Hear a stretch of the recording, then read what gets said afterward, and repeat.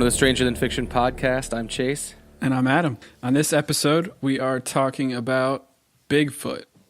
Topic that you were so excited about, Chase, that you tried to turn squatching last week's episode into Bigfoot episode. So it's an exciting topic for everybody, I think. We're going squatching. We're going down the rabbit hole that is Bigfoot, Sasquatch, Yeti, all that stuff. Exactly. So I guess I'll say before we get too far into this here that I think you got an opportunity. I'm on the fence.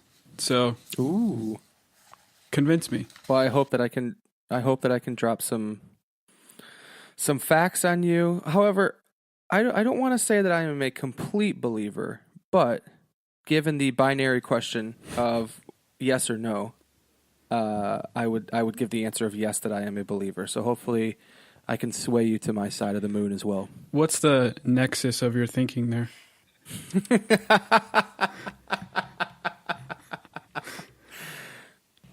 Do you want me to answer that? Or? No, I just had to throw a nexus in there. Yeah, I know. I hear you. Continue on. So the Bigfoot legend goes back quite a ways, right? Centuries. That's like hundreds. Yeah. 200, 300 years. Yeah. Barely centuries. Okay. So are you aware where the actual term Bigfoot came from? Some dude with a big foot? Feet? Probably had two big feet. Yeah. I doubt he had one big one and one small one. That'd be kind of weird. That would be a much better story if his name was Bigfoot just because one of his feet were big. But I mean maybe that's the truth. I don't know if both of his feet were big, but you are correct in thinking that the first known instance of the phrase or word or I don't know what you actually call Bigfoot, but name? The name Bigfoot. Yeah. Well, I mean, what is two words put together? Is that I mean, it's a name, I guess. So the first known instance of Bigfoot recorded is a Wyandotte chief. He gained that nickname because in 1830-ish, somewhere around there, he has big feet. Exactly how you said. He was known for his gigantic feet, his considerable height, which exceeded 6 feet by today's standards. That wouldn't be exceedingly huge. And that's both of us. We're both larger than 6 feet. Yeah, I know. I'm technically, I guess I'm a Bigfoot as well. And his strength was represented as Herculean.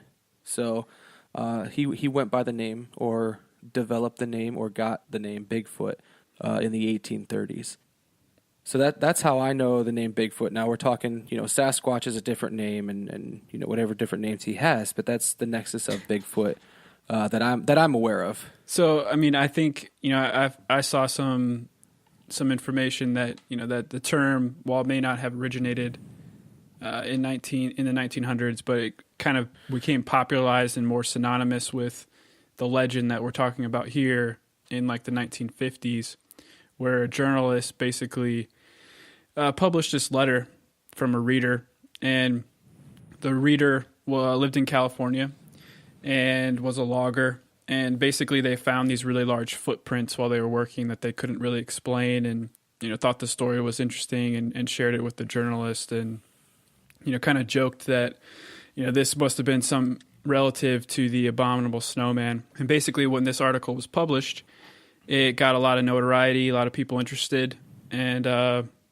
fellow journalist published some additional articles where they shared that the loggers had, basically named this creature or this thing or whatever left these footprints Bigfoot.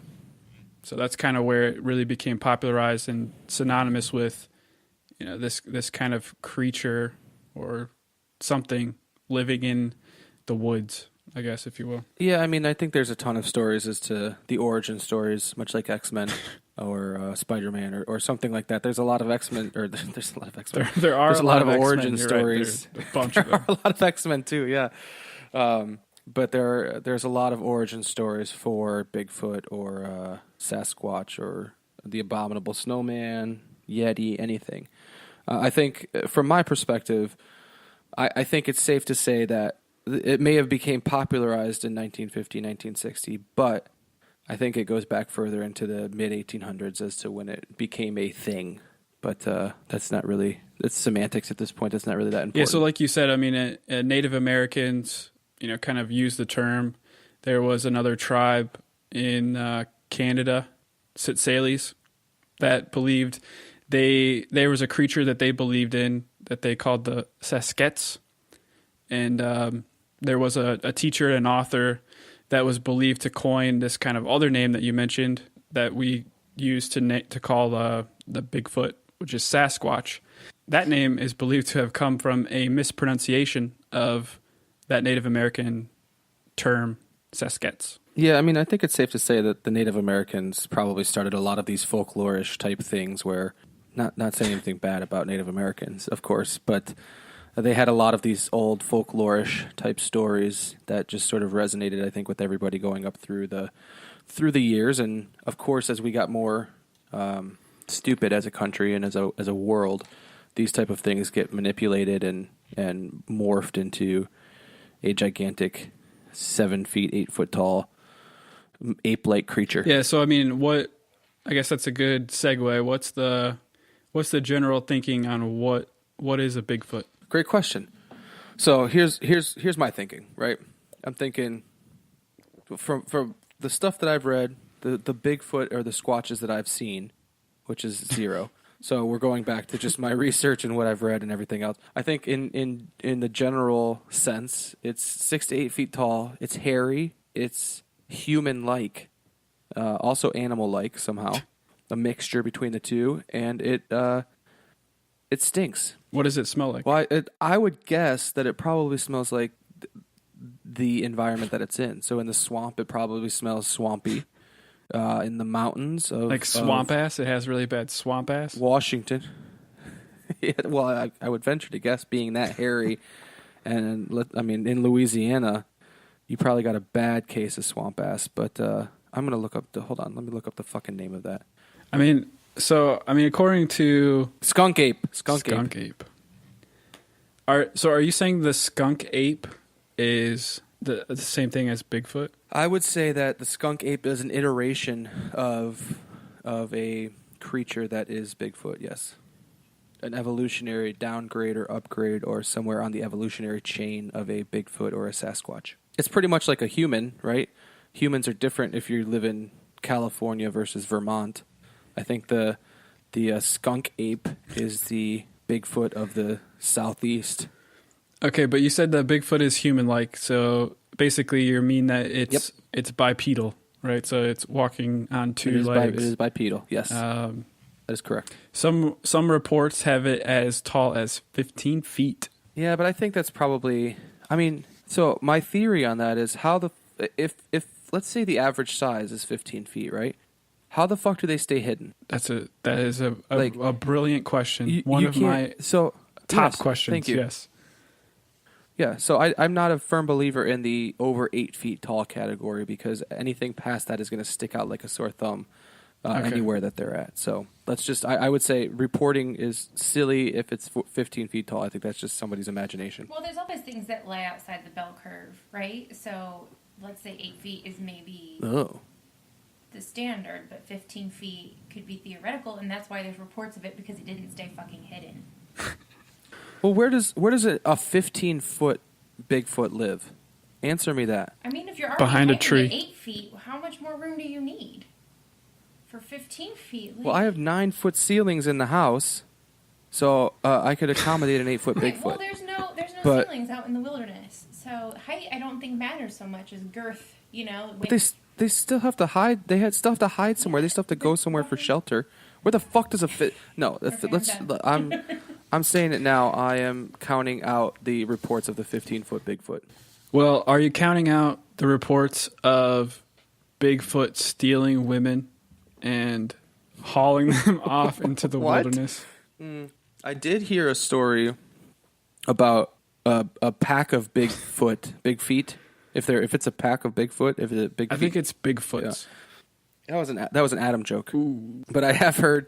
I did read a story about a pack of big feet. Big feet? I think that is completely wrong. It's either Bigfoots or big feet. I would say okay. Let's. I did read a story about a pack of Bigfoots stealing a pig. but I have not heard of the women theft. So there's two kind of stories out there that we came across in our research. One of them goes back to the Native Americans, and this one's in Washington. Of course. Yeah, of course. That's a lot of Squatch activity happens on the West Coast. It's a hotbed. Exactly. There was a lady that named Seraphine Long. She was a 17-year-old Native American girl, and she was reportedly kidnapped by a Bigfoot and held captive for over a year. And while she was held captive, she experienced Stockholm Syndrome. She fell in love with her Bigfoot captor, and she became pregnant. Ooh. And how big do you think that motherfucker's wiener is? Well, are we talking about a 15-foot Bigfoot or that 6-foot Bigfoot? I mean, if we're talking that thing is impregnating humans, then we have to limit it to like 8 feet, because if you're getting into 15-foot territory, there is not a chance that pecker fits inside of a woman. So that's just another reason. Does the general rule of thumb around foot size and penis size apply to the big feet? Well, I think there's got to be a limit. We're talking sometimes reports of 20. I guess we'll do. There's reports of 24-inch footprints. So if we're comparing that to wiener size, I mean that thing's got to be like a baby arm holding an apple. Like that's a biggin. So I mean, I think there's baby arms are kind of short though. So my arm. It's got to be like a tree trunk, that motherfucker. So so did she have the baby? Let's not get. Yeah. So we're getting a little sidetracked, but yeah, sorry. But yeah, Seraphine became pregnant, and she got sick during her pregnancy, and her Squatch lover couldn't take care of her because he was not a doctor, and he took her back to her village and to her people, and she gave birth shortly thereafter, allegedly, to a hybrid man-beast. Oh and God. She told her story to this author when she was in her 70s. So basically, she did give birth to this hybrid Squatch baby, and it died soon after birth, allegedly. You buy that one? What year was this? This was like back in the 1920s. No, I don't buy it, because especially in the 1920s, because you're talking about like Barnum and Bailey, you're talking about like freak shows at its height in the 1920s. And if that baby was even born or had an inkling of being born, or there's not a chance that it's not going to be all over the news. I got beard hair in my mouth. You got a Squatch hair in your mouth? I think so. I think this is becoming real life. There's not a chance that baby doesn't make the news, or there's a picture of the baby somewhere or something, or its corpse makes it to one of those. Yeah, something. Yeah, you pay $1 to fucking see the baby in the box. Yeah, I mean, I don't believe that story. But then you got to wonder, like in her 70s, maybe she's senile and has dementia or something. But why even tell that story? And I think that's indicative of a lot of Bigfoot stuff. Is like, that's why I sort of believe in this, because the stories are just so like why do you need to make up these stories? Do people have that much of it? I know you like to throw out some weird like psychological theories or how the brain works, but I just don't understand. Like, there's so many reportings of Sasquatch or Bigfoot, and I don't believe that people are making them up all the time. I don't know why you would make up a story that you had sex with a Bigfoot, you had a baby, but it died. I don't understand that mindset. Well, you can't think of a scenario where a woman would make that story up. Like at all. Like, I'm 100% like, I believe women, but like back in the day, especially if she belonged to a native tribe and she falls in love with somebody outside of her tribe, right? And you say there's just a Sasquatch? I'm just saying, like, maybe she fell in love and ran off with the white man. It didn't work out, and she came back, and then she had a premature baby that still had the hair all over its body, because like when babies are in the room, they're covered in hair and they shed it before birth. Not that much fucking hair. Yeah, no, they do. They really have a lot of hair. Right. But anyway, that's true. Beside the that's point, true. I'm kind of calling BS on this story too, and I'm thinking that she